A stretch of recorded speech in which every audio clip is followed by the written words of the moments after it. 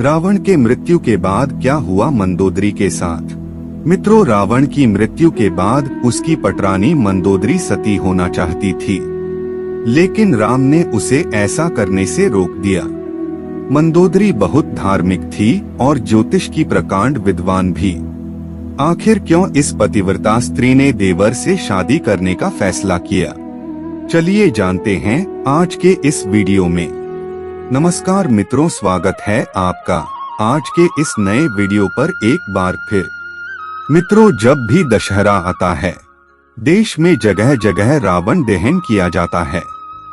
युद्ध में रावण की मृत्यु के साथ ही जब राम की जीत होती है, तो उस दिन ही हिंदू धर्म में जीत की इस खुशी दशहरा त्योहार के जरिए जाहिर मनाया जाता है। रावण के परिवार में दो लोग सीता के अपहरण और युद्ध के खिलाफ थे। वो थे भाई विभीषण और पटरानी मंदोदरी। दोनों बिल्कुल युद्ध नहीं चाहते थे और लगातार रावण को सीता को सम्मान पूर्वक राम को लौटा देने के पक्ष में थे, लेकिन ऐसा नहीं हुआ। लड़ाई हुई, उसमें रावण मारा गया। इसके बाद राम ने लंका का राजपाट रावण के छोटे भाई विभीषण को सौंप दिया। लेकिन क्या आपको मालूम है कि रावण की पटरानी मंदोदरी का क्या हुआ? आखिर क्यों उसने विभीषण से शादी का फैसला किया? मित्रों, इसके पीछे एक लंबी कहानी है। पुराणों की एक कथा के मुताबिक मधुरा नाम की एक अप्सरा कैलाश पर्वत पर भगवान शिव की तलाश में पहुंची। तलाशते हुए जब वो भगवान शिव के पास पहुंची तो उसने वहां पार्वती को न देखकर शिव को रिझाने के प्रयास शुरू कर दिए। जब कुछ समय बाद वहां पार्वती पहुंची तो उन्होंने मधुरा के शरीर पर शिव की भस्म देखी और फिर वो क्रोधित हो गईं। पार्वती ने मधुरा को श्राप दिया कि वो 12 साल तक मेंढक बनी रहेगी और कुएं में उसका वास होगा। मधुरा को अपनी गलती की कीमत चुकानी पड़ी और असह्य कष्ट का जीवन शुरू हो गया। जिस समय ये सारी घटनाएं घट रही थीं, उसी समय कैलाश पर असुर राजा मायासुर अपनी पत्नी के साथ तपस्या कर रहे थे। दोनों एक बेटी की कामना के लिए तपस्या कर रहे थे। 12 वर्षों तक दोनों तप करते रहे। इधर मधुरा के शाप का जब अंत हुआ तो वो कुएं में ही रोने लगी। सौभाग्य से असुरराज और उनकी पत्नी दोनों कुएं के नजदीक ही तपस्या में लीन थे। जब उन्होंने रोने की आवाज सुनी तो कुएं के पास गए। वहां उन्हें मधुरा दिखी जिसने पूरी कहानी सुनाई। असुरराज ने तपस्या छोड़कर मधुरा को ही अपनी बेटी मान लिया। मधुरा का नाम बदलकर मंदोदरी कर दिया गया। उसके बाद असुरराज के महल में मंदोदरी को राजकुमारी का जीवन मिला। वो अपनी नई जिंदगी में बेहद खुश थी, लेकिन इसी बीच उसकी जिंदगी में रावण की एंट्री हुई। मंदोदरी के पिता मायासुर से मिलने रावण पहुंचा। वहीं उसने मंदोदरी को देखा और मोहित हो गया। उसने मायासुर से मंदोदरी का हाथ मांगा।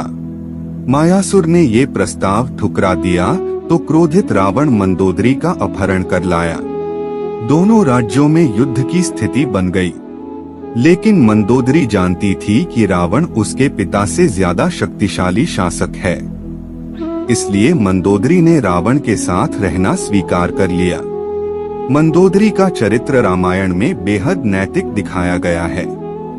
जब रावण ने सीता का अपहरण किया था तब मंदोदरी ने इसका विरोध किया। मंदोदरी बार बार रावण को ये समझाने का प्रयास करती रही कि दूसरे की पत्नी का अपहरण करना अपराध है, लेकिन रावण नहीं माना। आखिरकार राम के साथ युद्ध में रावण की बुरी पराजय हुई और वह मारा गया और मंदोदरी विधवा हो गई। रावण की मौत के बाद भगवान राम ने मंदोदरी को विभीषण से शादी का प्रस्ताव दिया था। उन्होंने समझाया कि विभीषण के साथ मंदोदरी की जिंदगी बेहतर रहेगी, लेकिन मंदोदरी ने इस प्रस्ताव को अस्वीकार कर दिया।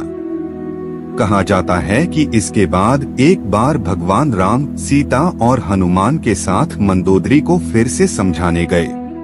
तब ज्योतिष की प्रकांड विद्वान मंदोदरी को महसूस हुआ कि धार्मिक और नैतिक तौर पर सही देवर विभीषण से विवाह करना गलत नहीं होगा।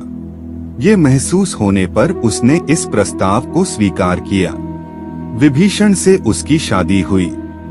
हालांकि रावण की मृत्यु के बाद मंदोदरी के बारे में वाल्मीकि की रामायण ज्यादा कुछ नहीं कहती, लेकिन रामायण के दूसरे वर्जन में जरूर इस बारे में काफी कुछ कहा गया है।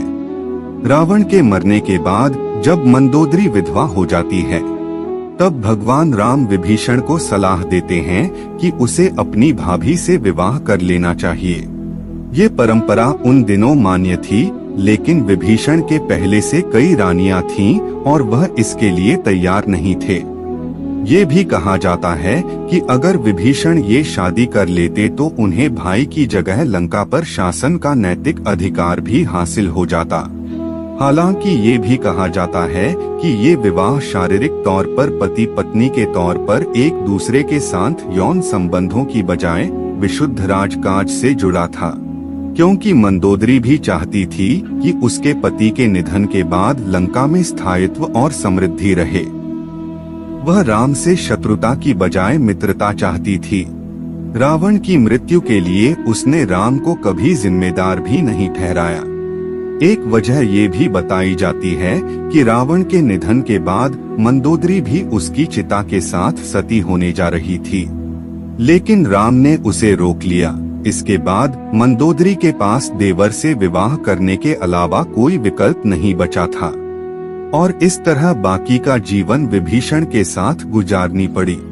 तो दोस्तों, आज के वीडियो में बस इतना ही। उम्मीद है आपको यह वीडियो पसंद आई होगी। अगर पसंद आई होगी तो वीडियो को लाइक करना मत भूलिएगा। धन्यवाद।